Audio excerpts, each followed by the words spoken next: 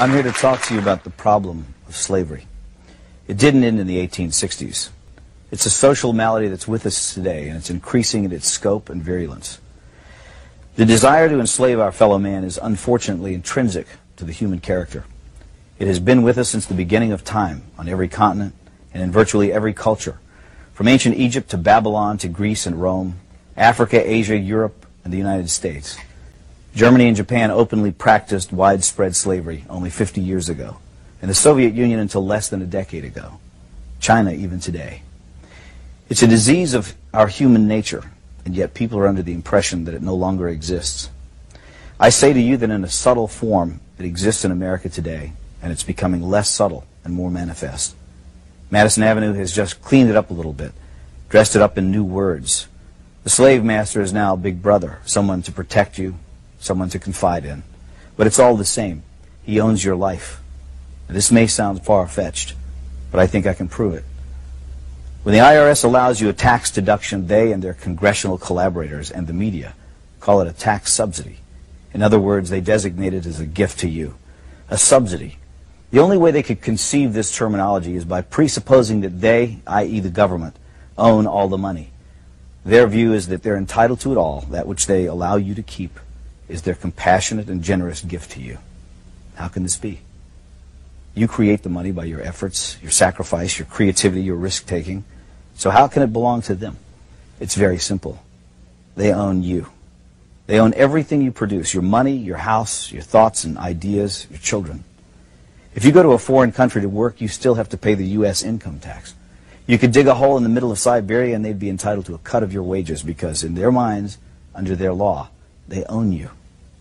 They create arcane and esoteric laws to criminalize you. You may try, but you can't obey them. You can't even understand them without a lot of professional help. You have to run around slavishly collecting little pieces of paper, receipts, 7 years of detailed financial records because you might be called on to give an account of yourself to the big boss man. And if you've made a mistake, he can take everything you have. He loves it that way. That's total power over you, slavery. I don't remember when we the people signed over ownership of ourselves. It just gradually happened by them taking more and more of our freedom. But here's the worst part. It's really only just begun. In this modern age, the information age, getting your money is not enough, even though money, don't let anyone deceive you, is the material source of your freedom. Now, however, they want your mind. If you deviate in your thinking, if you commit one of the 10,000 taboos, and they perceive your actions as a threat, they'll come out and kill you. It was the thought police who killed the children at Waco and Ruby Ridge. Neither David Koresh nor Randy Weaver, whatever things might be said about them, had ever mugged anyone, robbed a 7-Eleven, or committed forcible rape or murder.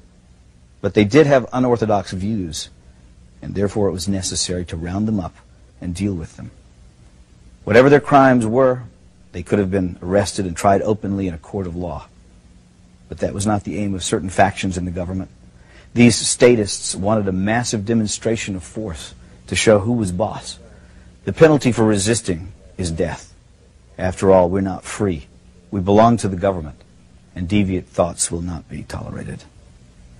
In the aftermath of the horrible Oklahoma City bombing, government propagandists tried to intimidate the people into silence by recklessly linking criticism of the government to acts of murder. Some people ask, how can you fear your government and claim to love your country? Our response is, how can you love your country without fearing your government? Who else holds a counterfeit license to kill, incarcerate, and confiscate for non-crimes? Remember, America is about liberty first and last, not obedience to bureaucrats. The Washington power clique wants you to shut up, get in line, do what you're told to do, and most outrageously, think what you've been told to think. We have hundreds of politicians and thousands of lobbyists crawling all over Washington, thinking of ways to control you, to extend their will over you, to subvert your freedom and replace it with their will, to capture, that is, to steal your life force. And so we should all be very angry, because anger is the engine that drives our will to resist. And without resistance, without awareness, they will take it all. That's not just politically perverse. It's a sin against mankind, because freedom is actually sacred. Drop an ant into a jar and seal the lid. It will spend the rest of its life trying to get out. It has nowhere to go, but it wants to be free. That is its nature. It's the way every living thing is made. Once, a long time ago, I saw something at the zoo, a wolf lying in its cage. I thought about how this magnificent animal was the end product of millions of years of evolutionary design. A nose that could detect the faintest scent, ultrasonic hearing, eyes that could see in the dark, teeth and jaws capable of crushing thick bone, heart and lungs that could run him for hours in a sub-zero blizzard. And yet there he was, lying forlorn and full of despair. He was well fed. He had a clean habitat and water and medical care. So what was the problem? He was sick with the knowledge that his wonderful powers would never be exercised again.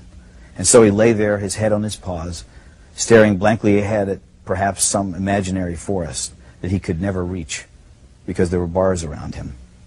They had not killed his body, but they were destroying his soul. God gave Adam and Eve freedom, even though he knew they would invite death into the world. That's how important freedom is in the divine scheme of things, and that's why we urge you to defend it always.